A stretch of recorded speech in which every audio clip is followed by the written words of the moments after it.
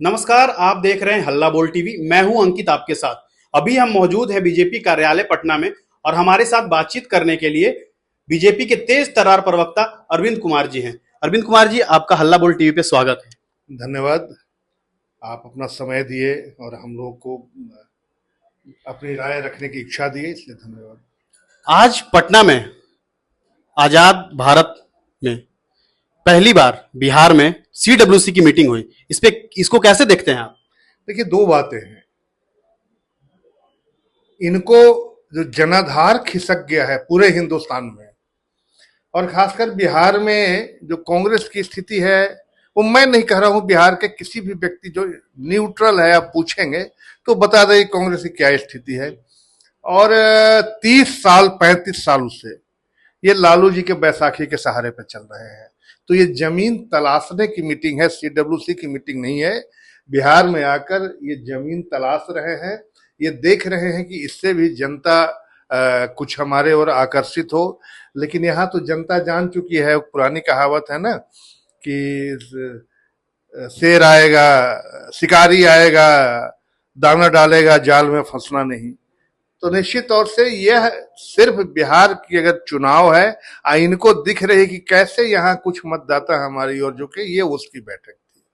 कांग्रेस प्रवक्ता ने आज हमारे से बातचीत करने के दौरान ये कहा कि जिस तरीके से तेलंगाना में चुनाव से पहले हमने सीडब्ल्यूसी की मीटिंग की थी, वहां पे हम सरकार बनाए और आगामी 2 महीने के बाद जो बिहार विधानसभा चुनाव है, इसमें भी हम ये चुनाव से पहले सीडब्ल्यूसी की मीटिंग कर रहे हैं और इसके साथ महागठबंधन की सरकार बनाने जा रहे हैं। इस पे क्या बोलेंगे? नहीं तो क्या बोलना है, मीटिंग करने से अगर सरकार बन जाएगी, होता ना है कि कहीं पर अगर कोई ऐसा अचीवमेंट कोई हो गया तो इट्स नॉट ए एग्जाम्पल। अगर बैठक कर देने से सरकार बन जाती तो हम तो बैठक पूरे साल करते हैं, हम भी उस राज्य में जाके बैठक करते हैं, ऐसी कोई बात नहीं है। देखिए, बिहार में हमने पहले ही बताया ना कि बिहार में बैठक करने का इनका एक ही मोटिव है कि यहाँ की जनता को ये लगे कि हमको बिहार से प्रेम है, इनको है कहीं से नहीं। और राजनीति है, राजनीति में अपनी तलाशने निकले हैं। सिर्फ बिहार में आने का मकसद बिहार में जमीन तलाशना और जनता के जोड़ना, इससे ज्यादा और कुछ नहीं है। नहीं, वो तो बता रहे मुद्दों की बात कर रहे हैं, स्वास्थ्य के बारे में बात कर रहे हैं, शिक्षा के बारे में बात कर रहे हैं, पलायन की बात कर रहे हैं, नौकरी जो लोगों को नहीं दी जा रही उस पर बात कर रहे हैं। तो ये तो मुद्दों पे बात कर रहे हैं, सीडब्ल्यूसी मीटिंग कर रहे हैं, उसमें भी तो ये मुद्दे से भटक नहीं रहे हैं। वो लोगों के आम जो जिंदगी में लोगों की जरूरत उस पर बात कर रहे हैं। नहीं, सीडब्ल्यूसी की मीटिंग में इनका एजेंडा क्या था? ये सब मुद्दा तो था नहीं, उनका तो मीटिंग करना था। दूसरी बात, ये बातें तो कहीं से भी की जा सकती है। तीसरी बात, क्या बिहार के परिप्रेक्ष्य में इन मुद्दों का कोई स्थान नहीं है। अब ये समझते हैं कि जो 90 में जिस रूप में इन लोगों का गठबंधन था और 2005 तक जैसे सरकार चली, तो निश्चित तौर से 2005 के बाद का बिहार बदला हुआ बिहार है और अब बिहार की वो स्थिति नहीं है। अब बिहार आगे बढ़ चुका है, पूरे दुनिया में एक परसेप्शन बिहार के बारे में बन चुकी है। अब देख रहे हैं कि लोग निवेशक आ रहे हैं। अभी देख रहे थे जीडीपी ग्रोथ सिर्फ एक इंडस्ट्रियल सेक्टर का, हिंदुस्तान का अगर सबसे ज्यादा है 23% तो बिहार में है। तो ये सारी चीजें जो डेवलपमेंट आई है, तो अब मैं तो ये कहूंगा कि ठीक है, राजनीति है, राजनीतिक दल का काम है राजनीति करना, मीटिंग करना, बैठक करना, अच्छा सोच रखे, बिहार के प्रति अच्छी भावना रखे कि बिहार आगे कैसे आए। लेकिन जो बिहार जिस रास्ते पर आगे बढ़ रहा है, पुनः उनको डिस्टर्ब करना, आपके अलायंस किसके साथ है, पुनः उसको डिस्टर्ब मत करें। जिस पटरी पर चल चुकी है बिहार, आने वाला 5 साल में बिहार हिंदुस्तान का विकसित राज्य होगा। ये हमारे प्रधानमंत्री का परिकल्पना है और उस परिकल्पना के अनुसार बिहार में काम हो रहा है। चाहे बड़ी बड़ी पुल हो, या कनेक्टिविटी हो, सिटी हो, लॉ एंड ऑर्डर हो, इंडस्ट्रीज हो, सब पर रोजगार कहां से आएगा, पलायन कैसे रुकेगी? जो बिहार 2005 में हमें मिला था, क्या उस बिहार को अगर वैसा ही छोड़ दिया जाता तो पलायन रुक जाती, विकास होता नहीं। आपका क्या बोलना है कि कांग्रेस जिसके साथ अभी गठबंधन में है, अगर वो सरकार में फिर से आती है तो जंगल राज फिर से आ जाएगा क्या? देखिए, जंगल राज तो अब वो नहीं ला सकते हैं, जनता देख चुकी है जंगल राज का कारनामा। इसलिए ये कल्पना ही, मैं तो कहता हूं कि अगर वो आएगा ही नहीं और उसकी आएगी तो हिम्मत ही नहीं पड़ेगी जंगल राज करने का। जनता नहीं चाहती है कि पुनः बिहार में वो स्थिति आए जो 90 के दशक में था, कि 5 बजे तक घर से बच्चे लोग निकलना, महिलाएं निकलना, बड़े लोग बंद कर देते थे डर से। वो स्थिति न आएगी और न जनता आने देगी, चाहे कांग्रेस। प्रशांत जी तो हर मन से यात्रा में, अपना बिहार बदलाव यात्रा जो कर रहे हैं उसमें हर मन से ये बोलते हैं कि जो एक वो जंगल राज था, लालू जी का जंगल राज, और एक अभी जो नीतीश सरकार और बिहार सरकार में एनडीए की सरकार जो है उसमें जो जंगल राज है वो तो ये तो जंगल राज 2 है। यहाँ दिन दिहाड़े हॉस्पिटल में हत्या हो जा रही है, रोड चलते हत्या हो जा रही है, इस पे क्या प्रतिक्रिया है? देखिए, 2-3 हत्या एक बात है, पहले क्या होता था, सामूहिक नरसंहार होता था, अपहरण होता था, दंगा होता था। हमारी सरकार में अगर प्रशांत किशोर जी बहुत अच्छे बोलते हैं, लुभावनी बातें, कभी बता दें कि एनडीए के सरकार में बिहार में कोई नरसंहार हुआ, अपहरण की हिम्मत किसी को हुई, किसी तरह का दंगा हुआ, और क्या विकास नहीं हुआ? रोजगार वो कैसे देंगे? निश्चित तौर से बिहार में लॉ एंड ऑर्डर अच्छा रहेगा तो इन्वेस्टमेंट बढ़ेगा, इन्वेस्टमेंट बढ़ेगा तो लोग रोजगार के अवसर बढ़ेंगे। अब हत्या हो जाना, कोई एक दुनिया की कोई भी एक कंट्री आप बताए, देश बताए जहां की क्राइम इस तरह की नहीं क्राइम होती। 2 भाइयों के बीच झगड़ा हुआ है, लेकिन क्राइम क्या होता है? क्राइम के डेफिनेशन में नंबर 1 होता है बैंक रॉबरी, अपहरण।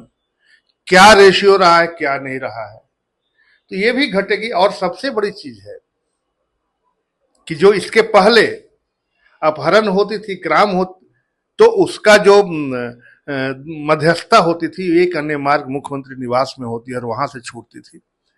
अगर प्रशांत किशोर जी क्या ये बता पाएंगे कि हमारे मुख्यमंत्री हो, उप मुख्यमंत्री हो, किसी के घर से इस तरह की एक्टिविटीज हो रही है? शायद नहीं। यही तो सुशासन है और ये अच्छे आने वाले दिन का संकेत है।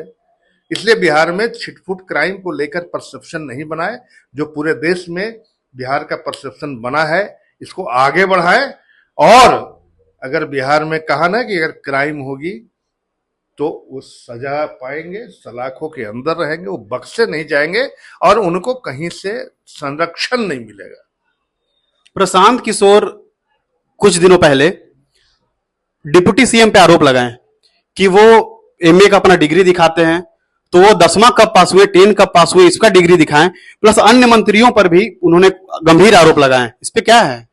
नहीं, आरोप लगाना बहुत आसान चीज होता है, और आरोप लगाना, अब किसी पर आप आरोप लगा दीजिए और विकास की बात करना, दोनों में बड़ा गंभीरता होता है। किसी इंडिविजुअल व्यक्ति पर किसी तरह का आरोप लगा दें, और आप कल मुझ पर आ रहा है पटना उच्च न्यायालय में अधिवक्ता है, डिग्री आपका फर्जी है, तो मुझ पर आरोप लगा दें, इससे विकास का और राज्य का परिकल्पना की आप विकास कर सकते हैं। जो काम करने वाला है वो, अगर हमें कह रहे हैं कि अगर बहुत से ऐसे ऐसे लेखक जो थोड़े पढ़े हुए परसेप्शन पर उनको भारत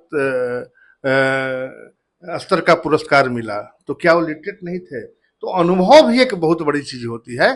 तो इस तरह की आरोप में कोई दम नहीं है और उनको जवाब दे दिया गया है। हमारे डिप्टी सीएम हो या हमारे अध्यक्ष हो, हमारे स्वास्थ्य मंत्री हो, इन सबों ने जवाब उनको दिया है।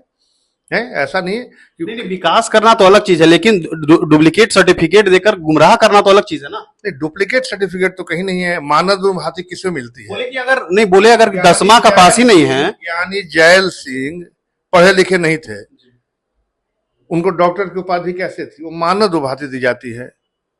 तो मानद उपाधि के लिए ऐसा नहीं है कि मास्टर डिग्री होना जरूरी है, ऐसा तो है नहीं। तो ये सब तो चीज है जो हमारे जो नेता हैं वो कोनो भाग नहीं रहे हैं, वो बिल्कुल डटे हुए हैं और इनका जवाब देगा। पब्लिक डोमेन में जवाब है, और भी जो जवाब इनको चाहिए वो हमारे नेता तैयार हैं देने के। वो तो बोले कि पब्लिक डोमेन में अगर इसका जवाब है तो जब इलेक्शन कमीशन को जो सौंपे हैं या फिर, तो उसमें एफिडेविट में कहाँ इसका जिक्र है? देखिए, ये पुरानी चीजों को कुरेदना और परसेप्शन बनाना, ये बड़ा। प्रशांत जी का आज का बयान है।